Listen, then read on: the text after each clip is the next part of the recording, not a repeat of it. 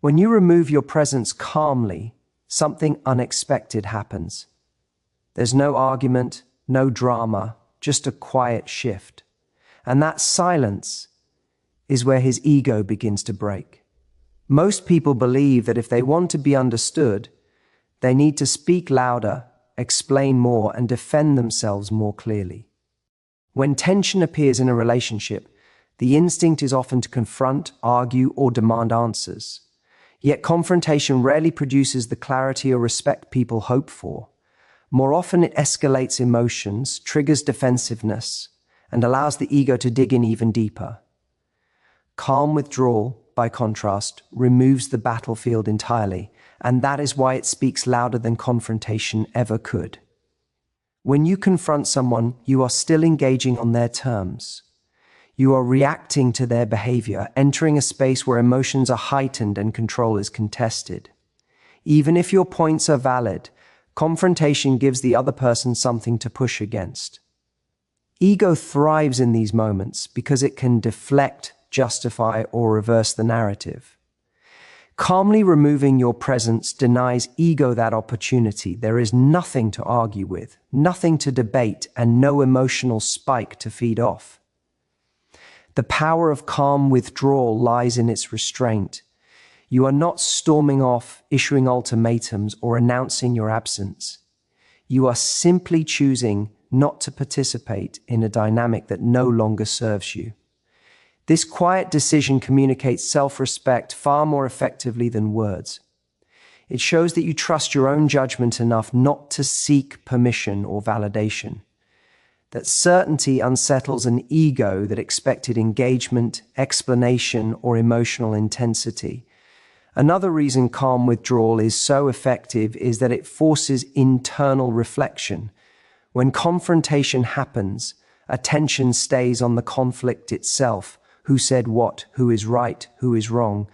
But when you step back calmly, the focus shifts inward for the other person. They are left alone with their thoughts, replaying interactions, noticing your absence, and questioning assumptions they never had to question before. The silence creates space for awareness that confrontation often blocks. Calm withdrawal also preserves your dignity. In heated moments, people often say things they later regret, not because they are untrue, but because they are said from pain rather than clarity. By stepping back calmly, you protect yourself from being pulled into emotional chaos. You do not have to prove your worth or justify your feelings in a moment where they are unlikely to be respected. This composure communicates emotional maturity and strength, qualities that naturally command respect. Importantly, calm withdrawal is not avoidance. Avoidance is driven by fear, while calm withdrawal is driven by clarity. You are not stepping away because you cannot handle the conversation. You are stepping away because you recognize that conversation at that moment would be unproductive or self-betraying. This distinction matters because it keeps your action grounded in self-respect rather than resentment. For the ego, this kind of withdrawal is deeply destabilizing. Ego expects intensity. It expects reaction. It expects to be central. When none of that happens, it is forced to confront its own lack of control. The absence of drama signals that you are no longer emotionally dependent on the outcome. That realization can feel like a loss of power, because it is. Over time, calm withdrawal sets a new standard. It teaches others how you expect to be treated without you ever having to announce it.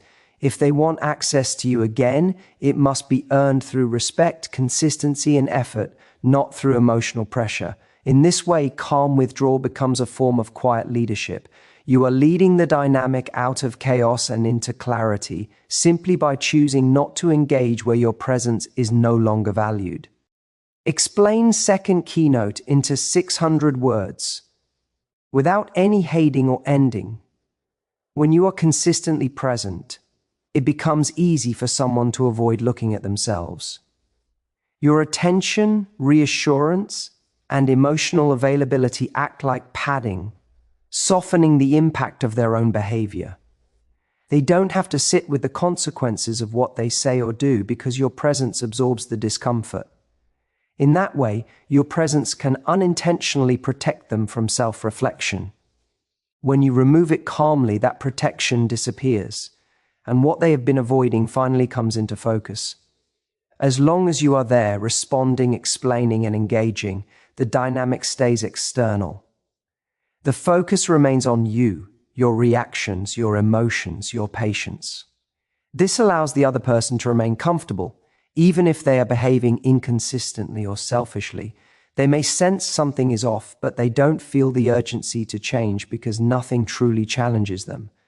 Your presence keeps the environment familiar and predictable, which is exactly what the ego prefers. Once your presence is removed, the situation changes dramatically. The absence creates a silence that cannot be filled by excuses or distractions. Without you cushioning the interaction, the other person is left alone with their thoughts. They begin to replay conversations, notice patterns, and question their assumptions. What once felt stable now feels uncertain, and uncertainty demands attention. This is where reflection begins, not because you demanded it, but because the environment now requires it. Reflection is uncomfortable for the ego because it threatens the story it tells itself. Ego prefers narratives where it is justified, misunderstood, or simply unlucky. Your calm absence removes the external target it could previously blame or negotiate with. There is no argument to win, no explanation to dismiss. All that remains is the quiet realization that something valuable is missing and that their own behavior may have contributed to that loss. What makes this process powerful is that it happens internally. When people are confronted directly, their defenses rise automatically. They prepare counter-arguments, rationalizations, and emotional shields. Calm absence bypasses these defenses. It doesn't accuse or attack, it simply presents a reality that must be faced. The mind is forced to ask questions it had been avoiding. Why does this feel different now? What role did I play? What did I assume would always be there? At the same time, your calm withdrawal shifts your own position. You are no longer expending energy trying to get someone to understand you. You are no longer repeating yourself or waiting for acknowledgement that may never come. This frees you from the emotional labor of maintaining the connection single-handedly. In that freedom, you regain clarity and self-respect. You stop seeing yourself as someone who needs to convince and start seeing yourself as someone who chooses. The ego often reacts to this shift with confusion or unease. It may attempt to re-establish contact or provoke a response, not necessarily out of care, but out of a desire to regain familiarity and control. This is another sign that reflection has begun. The calm absence has disrupted the old dynamic, and the ego is scrambling to understand its place in the new one. Removing your presence forces reflection because it removes distraction. It creates a mirror where there was once noise. The realization that follows may not be immediate, and it may not lead to change, but the awareness itself is unavoidable. Your calm withdrawal does what confrontation rarely can. It places responsibility where it belongs, without accusation, without drama, and without you having to say a word. Ego depends on reaction to feel alive. It measures its influence by how strongly it can affect another person's emotions, decisions, or attention. When there is a predictable reaction, whether it's anger, pleading, explanation, or even hurt, the ego interprets that as proof of importance. Calm detachment removes that proof. It doesn't fight the ego or try to overpower it, it simply stops feeding it. And when the ego can no longer provoke a response, it begins to weaken. Reactions create emotional leverage. Each time you respond impulsively, explain yourself repeatedly, or engage in conflict, you reveal where your emotional investment lies. That investment becomes something the ego can pull on. Calm detachment cuts that thread. You are no longer offering your emotions as something that can be influenced or controlled. This absence of leverage is deeply unsettling for someone who has grown accustomed to eliciting reactions as a way to feel significant. What makes calm detachment so powerful is that it communicates independence without hostility. You are not cold, cruel, or dismissive. You are simply no longer emotionally available in the way you once were. This distinction matters because hostility still signals engagement. Anger still says, "You matter enough to upset me." Calm detachment says something far more threatening to the ego: "I am no longer emotionally centered around you." Without reaction, the ego has nowhere to anchor itself. It cannot measure impact or confirm relevance. This creates discomfort because the ego thrives on certainty. It wants to know where it stands, how much influence it has, and what to expect next. Calm detachment removes predictability. Your responses, once guaranteed, are now optional. Your attention, once assumed, is now uncertain. That uncertainty destabilizes the ego's sense of control. There is also an internal shift that accompanies this detachment. When you stop reacting, you gain space between stimulus and response. That space allows clarity to replace impulse. You begin to see patterns instead of moments, behavior instead of excuses. This awareness strengthens your resolve and reinforces your boundaries. The more grounded you become, the less power the ego has to provoke you, and the less reason you have to engage in dynamics that drain you. For the other person, the lack of reaction can feel disorienting. They may attempt to provoke you in new ways, escalating behavior to see if they can still reach you. This is often mistaken for care or urgency, but it is usually a test of influence. The calm consistency of your detachment is what ultimately breaks that cycle.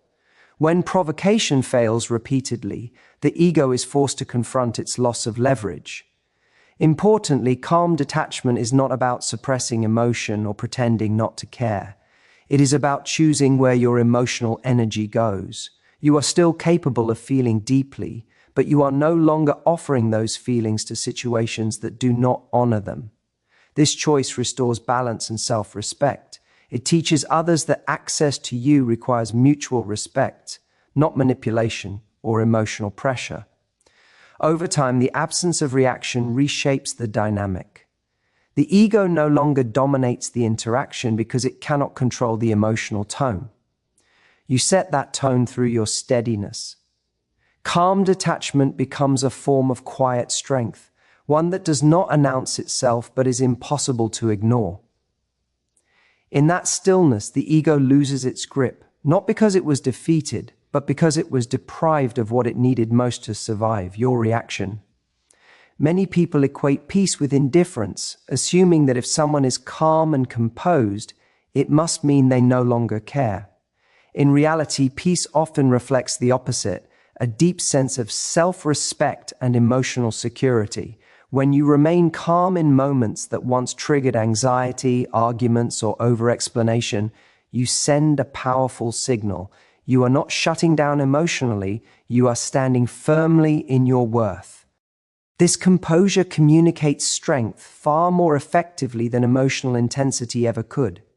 Ego tends to interpret emotional reactions as proof of influence.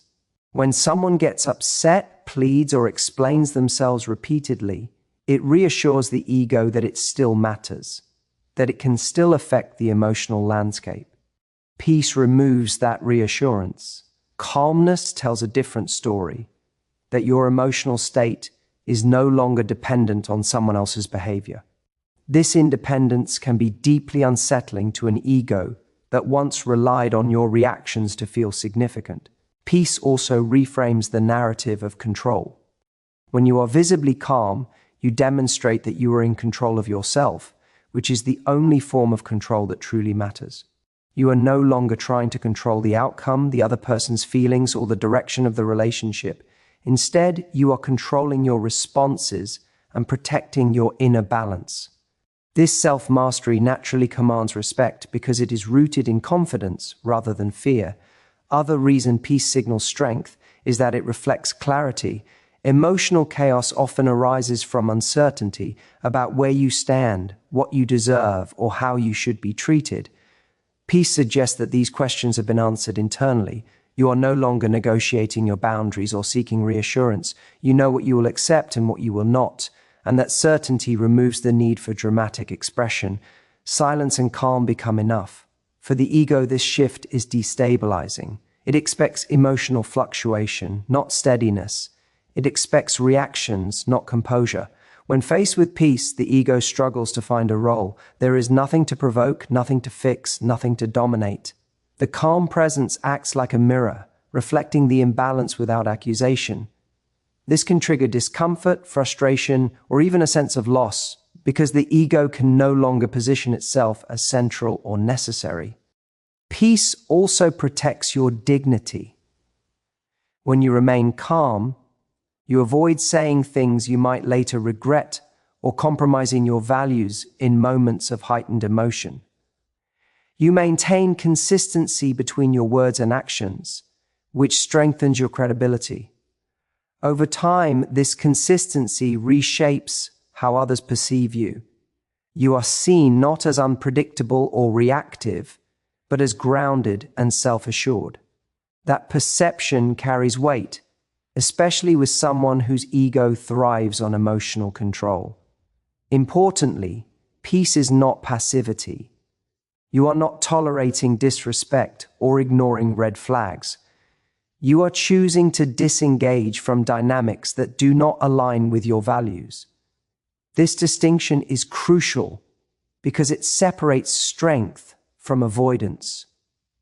Peaceful disengagement is an active choice rooted in self-awareness. It says, I know my worth and I will not engage in behavior that undermines it. As peace becomes your default, the dynamic changes naturally. The ego begins to realize that it no longer has influence over your emotional state. This realization can be unsettling, but it is also clarifying. It exposes whether the connection was built on mutual respect or on emotional leverage. In either case, your peace remains intact.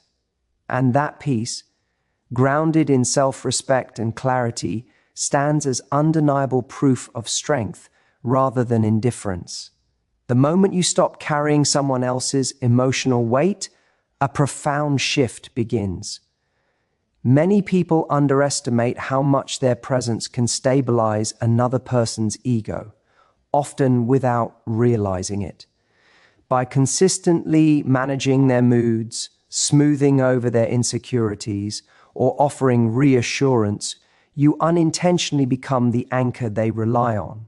When that anchor is removed, even calmly and without drama, the effect is immediate. It is not a punishment. It is simply the natural consequence of no longer providing what was assumed to be guaranteed. Emotional dependence creates a subtle form of control. As long as someone knows that you will absorb tension, provide validation, or calm conflict, they can operate without accountability. Your energy becomes a resource they expect to draw from without consideration. When you withdraw that energy, that sense of safety disappears. The absence is felt in ways that words or confrontations cannot replicate because it touches the patterns they have taken for granted.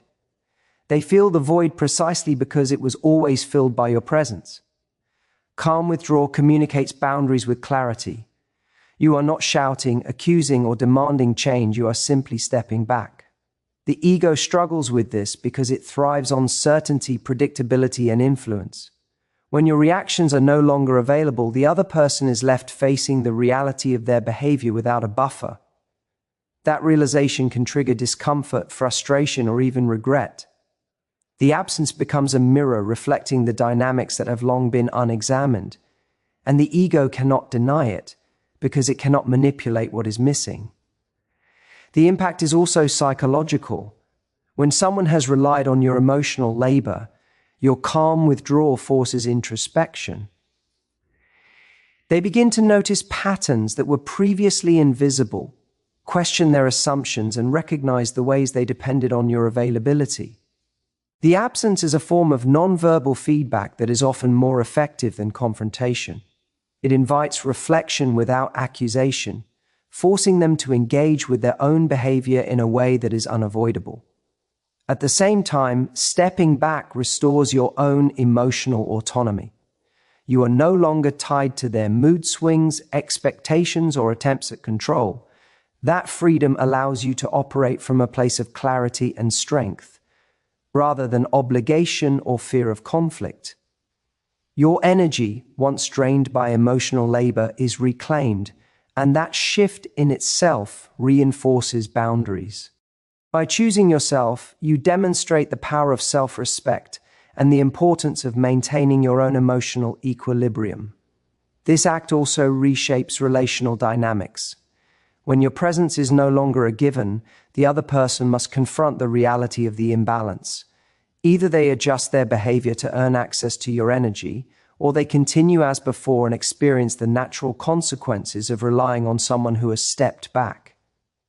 This process is not manipulative, it is simply a recalibration that places responsibility where it belongs.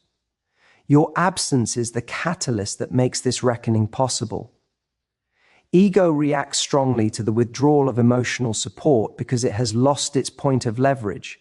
It can no longer provoke, demand, or manipulate. The stability you once provided is gone, and with it, the sense of control that it took for granted. This can be unsettling, but it is also revealing. It exposes whether respect was present, whether dependence was mutual, and whether the connection had substance or was built on assumed availability. By stopping the act of carrying someone else's emotional weight, you shift the entire dynamic. The absence is quiet but powerful, forcing reflection, accountability, and realignment. Your calm decision to prioritize yourself communicates strength, clarity, and self-respect, and it leaves the ego no choice but to reckon with the loss of influence it once took for granted. When you quietly stop being the one who maintains someone else's emotional stability, the effects are immediate and profound, even if they aren't visible at first. Many people don't realize how much their presence, their attention, and their emotional labor prop up another person's sense of self.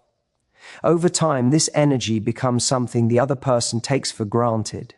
They rely on it to feel important, secure, or in control, often without consciously noticing the debt they owe to your consistency.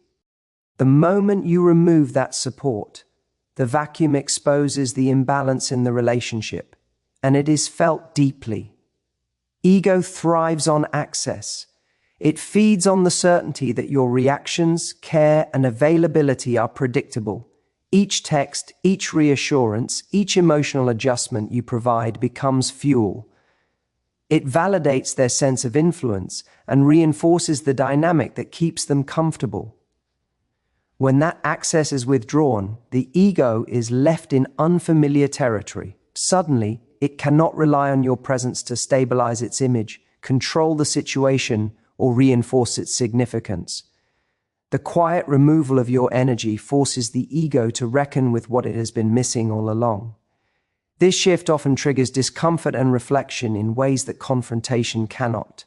Words can be argued, intentions can be misinterpreted, and emotions can be manipulated, but absence cannot. When your presence is no longer guaranteed, the other person is confronted with the consequences of their reliance. They notice the lack of reassurance, the empty space where guidance or validation used to exist, and the subtle ways they depended on your emotional labor. This is when awareness begins to emerge naturally, without you having to point it out or justify your actions. At the same time, withdrawing your emotional energy restores your own clarity and strength. When you stop managing someone else's moods, soothing insecurities, or carrying the weight of expectations that aren't yours, you reclaim mental and emotional space. You no longer evaluate every action, message, or word through the lens of their ego. This allows you to see the dynamic objectively, recognize patterns that were previously invisible, and reinforce boundaries that maintain your self-respect. By choosing yourself, you demonstrate that your energy is not negotiable and that your peace is a priority. The process also reshapes the power dynamic quietly but profoundly. When someone has grown accustomed to taking your emotional labor for granted, Your withdrawal creates an immediate imbalance. They may feel confusion, frustration, or even desperation, not because you are punishing them, but because the system they depended on no longer exists. That absence forces them to confront the reality of the relationship and their role within it. It removes the comfort of assumption and replaces it with the need for awareness and responsibility. Importantly, this is not about drama or manipulation. You are not withdrawing to provoke guilt or force change. You are withdrawing to honor your own boundaries and prioritize your own emotional health. The effect on the ego is a natural consequence, not a deliberate strategy. This distinction matters because it keeps your actions grounded in self-respect rather than reactive emotion. Calmly choosing to remove your presence demonstrates strength, not vindictiveness, and communicates value without saying a word. Over time, the absence teaches lessons that words cannot. The person begins to notice the patterns they relied on, the support they assumed was endless, and the emotional labor they never acknowledged. The ego is forced to confront the reality that influence over you is no longer automatic. That realization can be uncomfortable, but it is also clarifying. It exposes dependency, highlights the imbalance, and forces a reckoning with the impact of their behavior. Ultimately, stopping the act of carrying someone else's emotional weight shifts the entire dynamic. Your calm withdrawal makes your absence undeniable, your value undeniable, and your boundaries undeniable. The ego, which once thrived on access and predictability, is left facing the loss of control it took for granted. And in that space, clarity emerges, respect is demanded, and power naturally returns to where it belongs, within you. Removing your presence calmly isn't about games, punishment, or proving a point. It's about reclaiming your peace, protecting your energy, and honoring your worth. When you step back without drama, the dynamic shifts naturally, and his ego, once comfortable with your availability, begins to feel what it has lost.